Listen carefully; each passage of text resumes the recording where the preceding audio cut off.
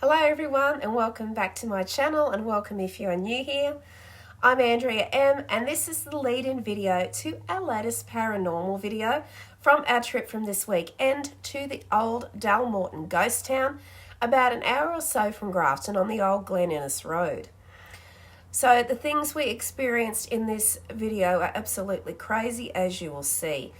We caught a lot of evidence on film and had some pretty intense and intelligent responses using the Spirit Talker app and the Necrophonic app.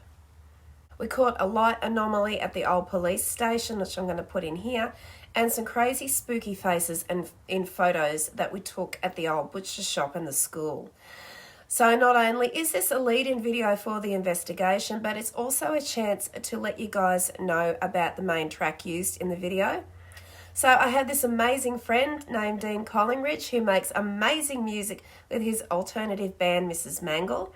And I was lucky enough to have Dean approach me and ask would I like to use his music, and I jumped at the chance, especially after listening to his tracks because they're absolutely amazing.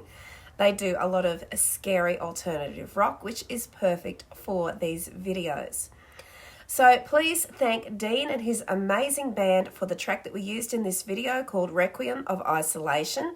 In the comments section, if you could just put a little hashtag thank you Dean, and if you like the music, you can follow Dean and his band at reverbnation.com and also here on YouTube.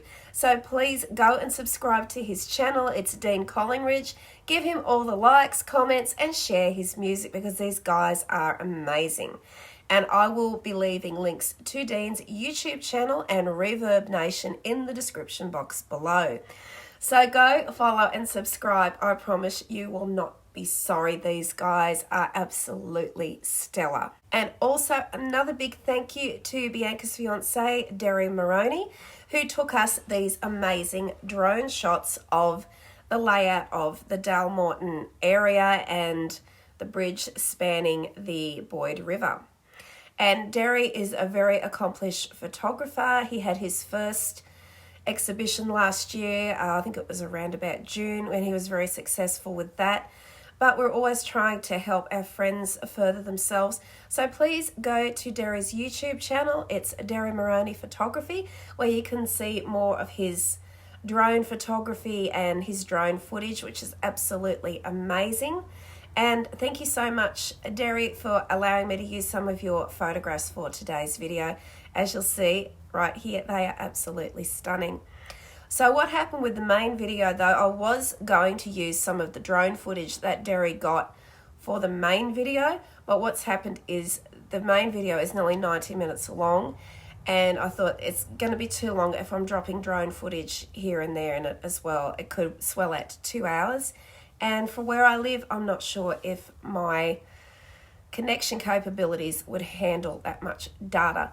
So we are going to go back to Dalmorton, especially if these videos get the likes that we need. And we're going to go back there, we're going to conduct another investigation, and we will be using the film from Derry's drone photography for that one. So please stay tuned, we will be going back. But we need your likes, we need your shares, your subscriptions, and your comments. If you can get this video and the paranormal video to 1,000 likes each, we will go back to Dalmorton and conduct another investigation. We may even hold a seance if we're able to do that. So please stay tuned for that, and also just drop a little hashtag thank you Derry in the description box below for him coming with us and filming and taking some amazing drone shots. And he was actually even nice enough to allow me to borrow his GoPro so that I had a spare camera.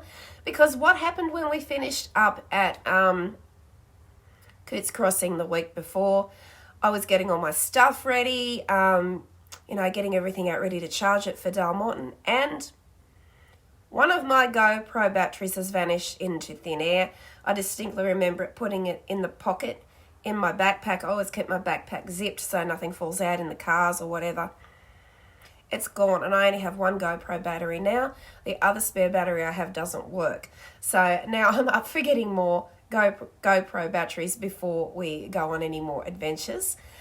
So thank you so much, Derry, for loaning me the extra GoPro, and it was very much needed. So Where is Dalmorton and what's it all about? As always, there is a lot of history to any place that we investigate, and this place was no exception. And that may explain the crazy energy and slightly oppressive atmosphere that we did encounter this weekend. So to give you a history of Dalmorton, let's just begin. So Dalmorton is a locality in the Northern Rivers region of New South Wales. And as I said, it's only about an hour up the mountain going up towards Glen Innes from Grafton. So there was once a village of the same name, and it was a gold mining settlement. So much of the area of the locality is now reserved as national parks or state forests. And as at the 2016 census, the population of Dalmorton was just 4 people. I'm not sure if they're still living there. There were a lot of campers around. There were people coming down the mountain with horses and cattle and stuff, but I'm not sure if there's still people actually living in Dalmorton. I couldn't see any evidence of lived-in houses while I was there, but you never know. So it's a beautiful location though. Dalmorton lies on both sides of the Boyd River and the old Glen Innes Road.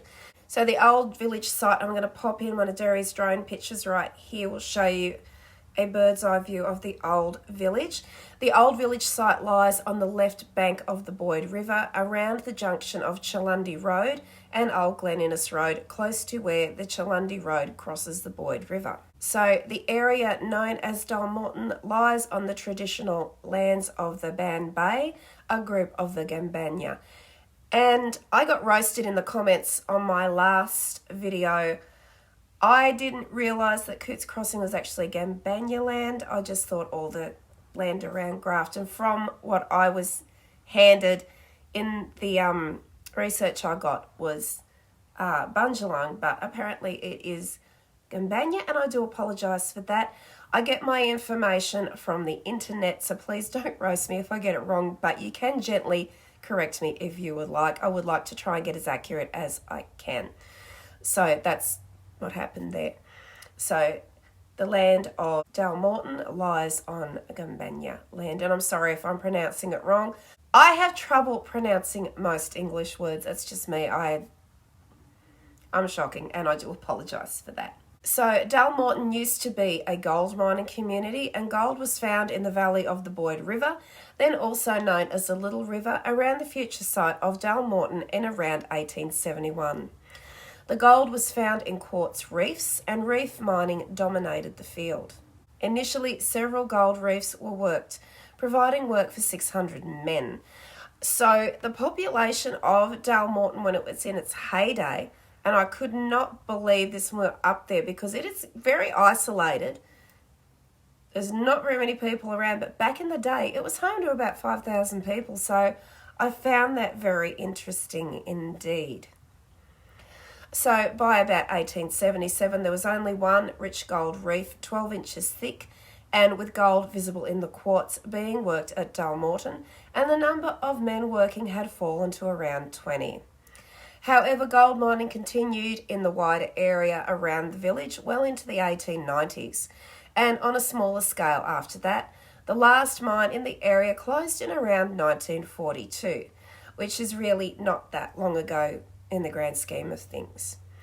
There were over 100 mines, mainly gold but also silver, in the area around Dalmorton. There was an exploration for gold in the Dalmorton area as late as 1984.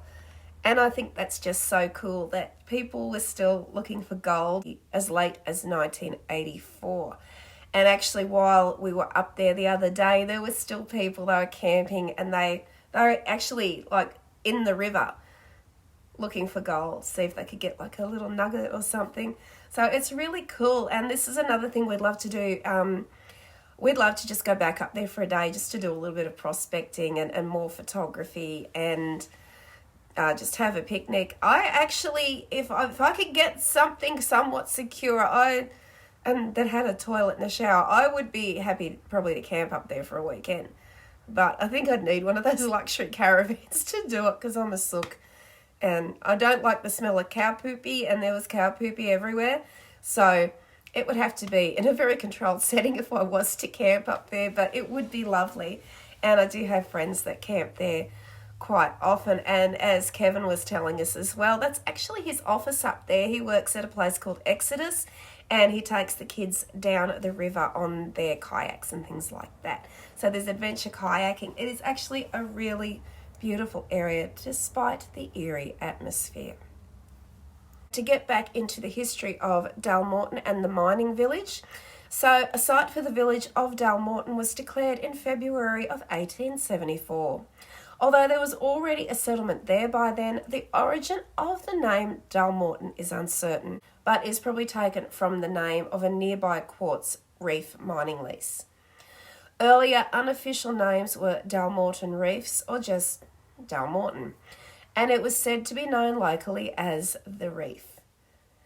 And at the peak of the early gold mining in the early 1870s, it had at least 7 public houses, and we know what that is, that's 7 pubs, but there was up to 15 pubs in the heyday.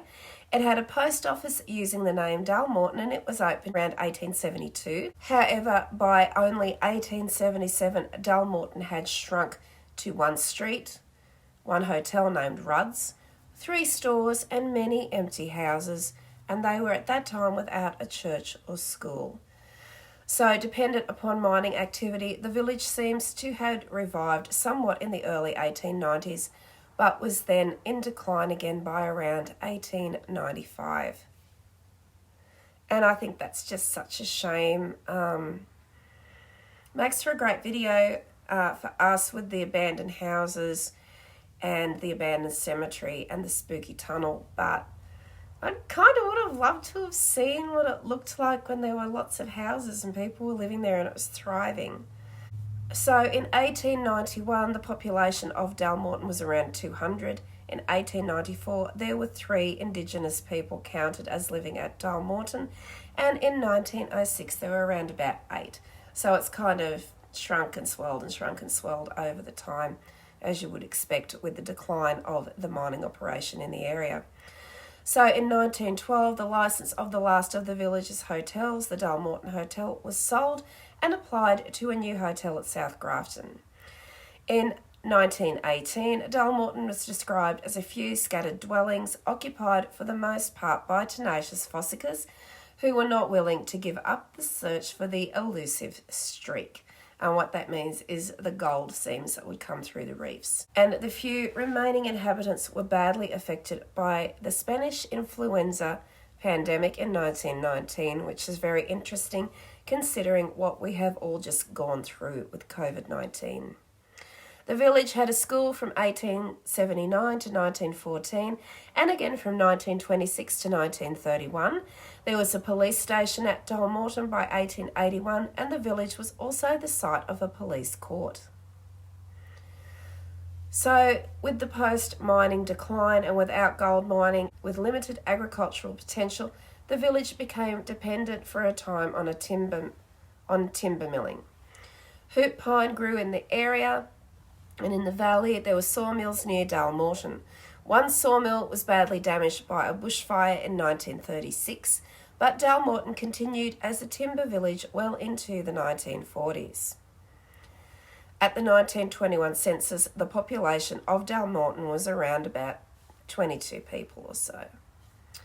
The building that housed the village's combined general store and post office was also destroyed by a fire, and this happened on the 4th of January as late back as 1950, after which a small telephone exchange was temporarily reinstated at a nearby dairy. The store and the post office were in business again in November 1953 when a 78-year-old prospector died at Dalmorton while seeking gold. The police presence at Dalmorton lasted until around 1954.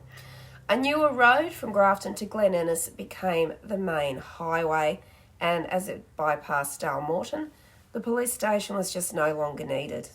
The newer road, which is now part of the Guida Highway, which we used to go up to Dalmorton, also reduced the amount of traffic passing through the village, and the post office closed its doors on the 23rd of December 1966. So really not that long ago, if you think of it in terms of things were started in the 1800s and survived almost until 1966. So the present day, as you will see when you watch the video, all that remains of the Dalmorton village today are the remains of a few buildings and the village's cemetery. So slightly upstream of the old village site on the right bank of the river is the old Dalmorton campground. And on the old Glen Innes Road, a few kilometres to the west of the old village site, there is a short road tunnel, and we do go into that tunnel and we explore it. We've got it on film. You guys are going to love it. Can't wait for you to see it. Known as the Dalmorton Tunnel, which was hewn from solid rock and dates back to the 1860s. So that is a brief history of Dalmorton. However, it didn't touch on that there was a murder recorded there that occurred in the late 1800s. And I have to thank Bianca for this. She actually found the article on a site called Trove, which is an Australian historical newspaper site, and it's brilliant when you're trying to do some research. So thank you so much, Bianca, for finding this story for us. So as the story goes, and this was reported by the Glen Innes Examiner, and it reported that a magisterial inquiry was held at Newton Boyd on the 27th of October before Mr. W.J. Edwards, J.P., touching on the death of a man named John Baker. So a man only...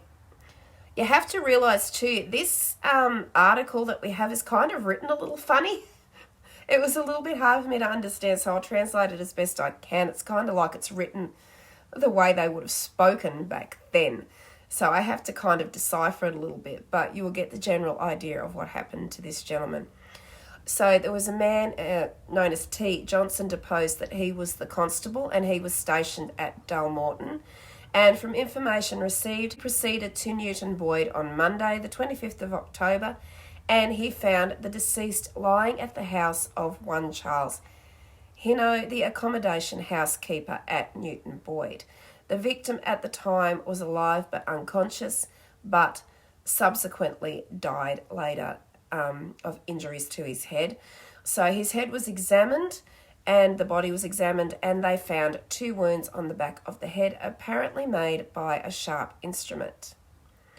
So they arrested a man named William George Brown, who was a local Indigenous man in suspicion of having murdered the deceased. So the prisoner admitted having struck the deceased with a stick and subsequently with a tomahawk. So I'm thinking he struck him with a stick. It must have been one heck of a big stick. So another man named John Rhodes, who deposed that he was a grazier living at, I'm not sure what this means, but I think it must have been the name of a property, Our Ruptured, on the morning of the 20th, and he was wakened by a Mr. Hume, who told him that John Baker was dying in the Indigenous camp. So he accompanied him to the camp, and he found George Brown holding the deceased in his lap. When Mr. Hume asked him who died, Brown said, Tommy the blackfellow, and came upon his hands and knees and stockum. And that's what caused the wounds on his head, and he was covered in blood. He never spoke or went with Mr. Jordan to the station to see if Tommy the blackfellow was there, and found him in the harness room asleep. He examined his clothes and found no sign of blood. We know he then got on his horse, gave the information to the police. So it's getting a little bit muddy as to whether it was this William guy that killed John Baker or whether it was this Tommy the blackfellow. And we do mention him in the video. We don't call him Tommy the blackfellow with any disrespect. This was what his actual name was. He was Tommy the blackfellow. That was his name. So please don't roast me for it. This is what the history is telling us, so that I'm just relaying the history. It gets muddy as if was it Tommy or was it this Brown character? So Brown actually ran away, and he followed him and caught Brown, and he tried to escape again. So with assistance, he tied him up, and he admitted that he had struck the deceased, he said. So it seems like Brown was trying to shift the blame to Tommy, who didn't actually kill the gentleman at all. Baker had given George sixpence to go away with Charles Creasy Clayworth, and deposed he was legally the qualified medical practitioner residing at Glen Innes. He made his post-mortem examination of John Baker. He had found no external marks of violence on the main trunk of the body. but on the head was a contused wound the size of half a crown, and I think that's probably about this big. The skull cap beneath was extensively fractured, extending through the parietal bones and through the superior part of the occipital region. The fragments of bone were pressing into John Baker's brain, and the injuries received were sufficient to cause the death. So, the official cause of death at that time was compression to the brain caused by the injuries he had sustained. The presiding magistrate recorded his opinion that the deceased's death was caused by wounds inflicted on his head by William George Brown, an Indigenous man living in the area. So it looks like this is very disjointed. That's why I'm having trouble telling the story. So it says here Brown and Sally are now in the Glen Innes jail. I assume that must be his wife. We're in the Glen Innes jail waiting their trial on the 10th. And that's kind of where the